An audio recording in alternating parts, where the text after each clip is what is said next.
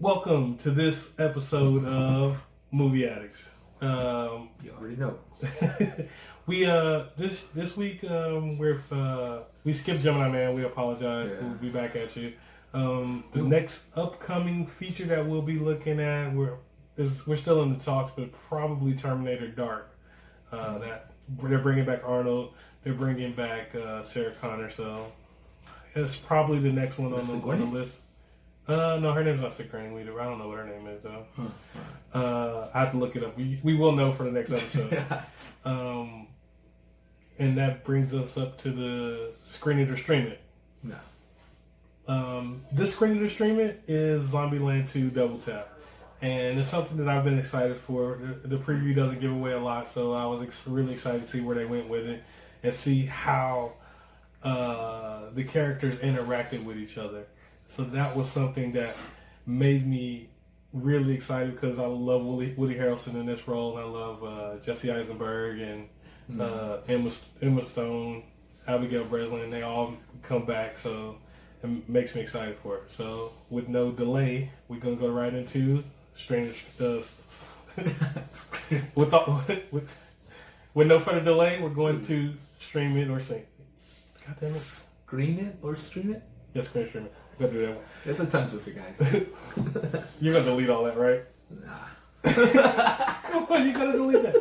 And with no further delay, we're going into seen it or stream it.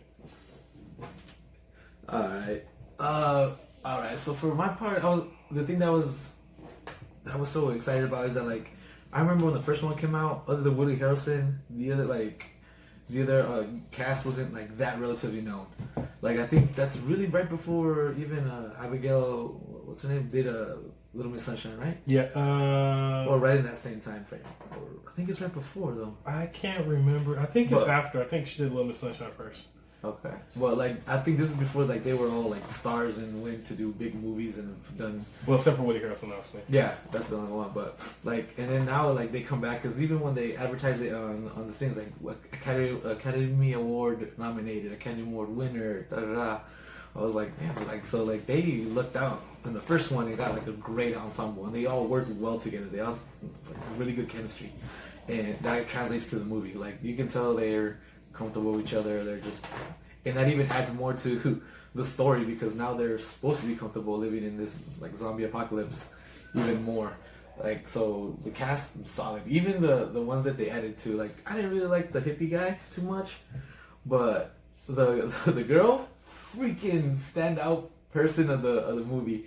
I didn't really think you're supposed to like the hippie guy, and I think that played a part. Well, because it's Woody Harrelson's technically your protagonist, so yeah, I get it, but they're not supposed to like the girl either because she's technically against Emma Stone. But man, she's funny. Like, at first you're kind of annoyed by her, and then I was like, okay, I get what she's going for, and then she just rolls with her character and freaking. She's like one of the best parts. And then another thing is I like how they incorporated the zombie theme throughout the whole movie. Like, that's what they're supposed to do, even though this is a comedy. Like, at the beginning with was it Columbia Pictures? Yeah. And it just came out of nowhere. It's like the zombies come at them, but at the beginning I was just like, because at first I was like, oh shit, hit me with loud noise, and I was like, and then they just continue, and then they try to add new elements, like new zombies, and I was like, okay. I thought they should have played it a little more on that, like. Because we saw the T-8100 or something. Yeah. And then the Ninja. I didn't even see the Ninja anywhere. They didn't really focus on that. No, they just said, hey, these are new zombies, but we're only going to focus on one. Like, and I guess they did feature the Homer. But not so much. And another thing is, another thing I really liked about it is just how they rolled with it. They threw punches like at The Walking Dead and that was actually a really I really enjoyed that. That was actually that was good writing. Yeah, they have a lot of more. It's almost like slapstick kind of, like it's a little more. I think it's a little more comedy than the first one, because the first one had more zombies like in it. Yeah. I guess not really, but like interaction with them. So it seemed a little more. It was like, to me it was more 50-50s. It's like horror and comedy, but this one's more comedy than horror. So that's probably why I enjoyed it a little more, because like it just has you continuously laughing like more than the first one. I can see that. but but it's enjoyable in still the same sense.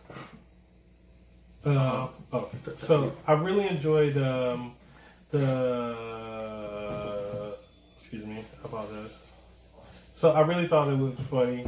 I really thought that it was. I thought it was funnier than the first one. I thought it held its own. If you're thinking of the first one and this one, I think that as opposed to when you judge them, like you said, one's more of a zombie apocalypse, and this one is more, what do you do once you're already in the zombie apocalypse?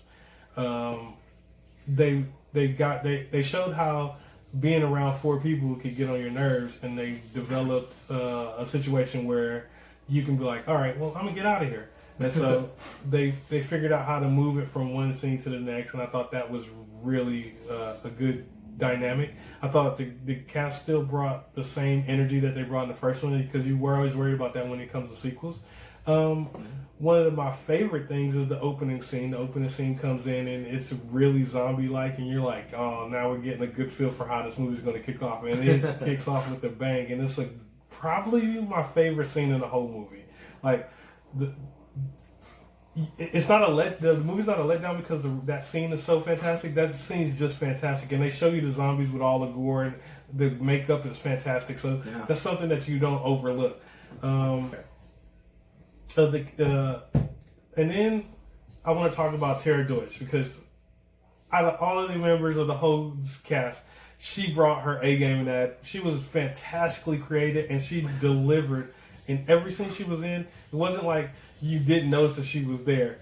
It was all kind of distributed around her. You know, like, people didn't like her, people did like her, and even the people that liked her didn't like her. You know, like it was a great person to put right in the middle of everything that's going on, and just cleverly written,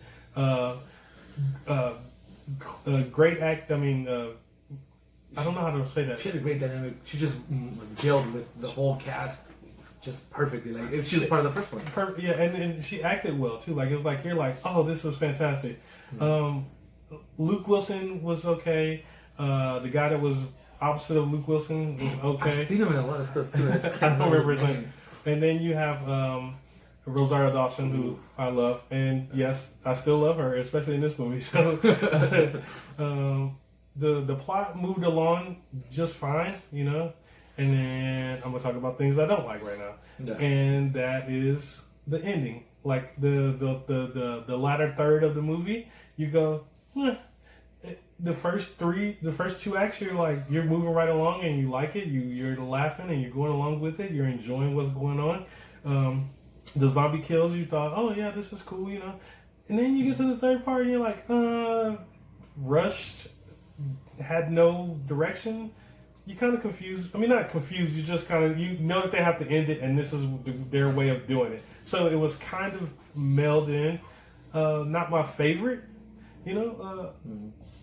Once we get out of the Heartbreak Hotel or whatever it is and move on to Babylon, it's meh. Yeah, that's the same thing. I dislike. The only thing to add is everything to me seemed very predictable. Like, I was like, it didn't take away from my enjoyment. I was like, oh, okay, so this person is not dead. This person is, oh, they're gonna go here. This is gonna ensue. Oh, this is the part where, like, they have a turmoil between each other. Oh, okay. Like, I just, it's definitely not meant to hit you with twists and turns. There's no M. Night Shyamalan movie. It's gonna get you from here to there, and you can see it. Well, it's still a fun ride regardless. Yeah. But, like, it just... It is predictable. Like, it's like color by numbers as for directing. Or, I don't know if it's actually the directing that was color by numbers, or if it was the screenwriting.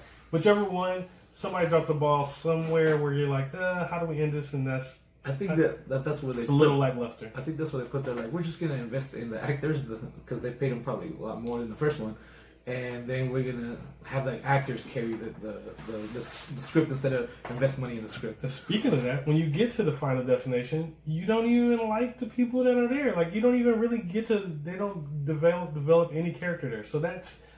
I mean, it sounds like I'm knocking it, but I'm really not. Like, I enjoyed the movie thoroughly, but yeah, it's just everything seemed very predictable to me. And then the main conflict is just like it just happens like snap of the moment. Like it's just like, okay, let's build it. Nope, we're just gonna go with it and roll with it. And I get why they did it. They just want to have the most zombies in it and the most gore and the most zombie killing. Like, but speaking of that though, speaking of the gore and zombies, we get to the third act and we're going where we're going. We get to the ending of the movie and we're talking about this one particular thing, pretty much the whole movie, the zombie kill of the year, and you don't really. So in the first one, Woody Harrelson gets a lot of creative kills. You don't really enjoy. Like you're not really like, oh, that was fantastic. It's just like maybe he's losing the step, and maybe that's what they're meant to do. Even where he kills the zombies, you're like, I think it's just because they try to play to his backstory that they created, that he's has to fulfill part of his ancestors' rituals. And that's why he's the way he is. So, and they play that along the whole movie. So I guess that's the payout that they were trying to get to. But I was like, I get why they go to it. It just didn't have as big as a payload as I guess the director thought. But me, I was just like, well.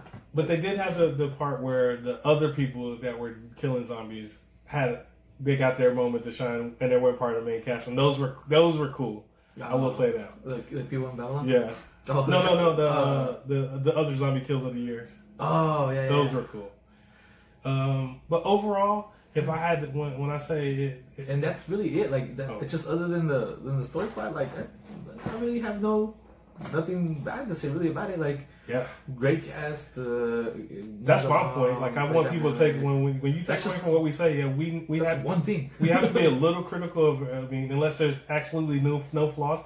This movie doesn't have a lot of flaw though. Don't get me wrong. Like I'm not sitting here going, oh, I enjoyed it thoroughly. I would see it in the movie theater again. So like going from here, I would say it's definitely a screener. You should definitely go run out and watch it because it's worth it. And I would love to see what they do for a third part. Honestly, like I enjoyed the first two that much. Yeah, and definitely like even they have a lot of Elvis references in this one, and I did not know Woody Harrelson can sing. Like, and if you stay while the credits roll, he does do a whole Elvis song and that's him.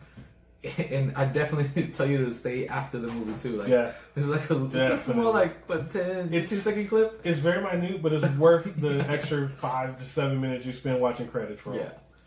So with all that, I say screen it. Yeah, same here. Like it hits your comedy, hits your little zombie kicks, great dynamics. It's comedy throughout the whole thing.